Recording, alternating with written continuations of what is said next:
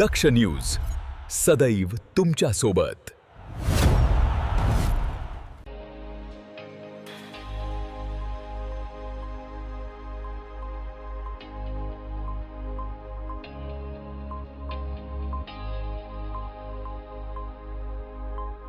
सतत सुरू असलेल्या मुसळधार पावसामुळे नाशिक जिल्ह्यातील पहिने फिलमाळ गावाजवळ सार्वजनिक बांधकाम विभागामार्फत सुरू असलेले रस्त्याचे काम नदीच्या पात्रालगत असल्याने मोठ्या प्रमाणात नुकसान झाले आहे।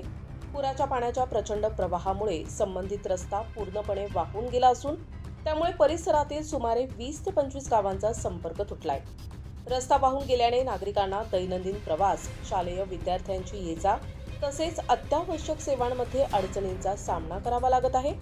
परिसरातील नागरिकांनी प्रशासनाकडे तातडीने पर्यायी मार्ग उपलब्ध करून देण्याची तसेच रस्त्याची त्वरित दुरुस्ती करण्याची मागणी केली आहे। दरम्यान प्रशासन आणि सार्वजनिक बांधकाम विभागाचे अधिकारी घटनास्थळी पाहणी करून परिस्थितीचा आढावा घेत असून वाहतूक पूर्ववत करण्यासाठी आवश्यक उपाययोजना हाती घेतल्या जाणार असल्याची माहिती मिळत आहे। नागरिकांनी पूरग्रस्त भागात जाणे टाळावे तसेच प्रशासनाच्या सूचनांचे पालन करावे असे आवाहन करण्यात आले आहे।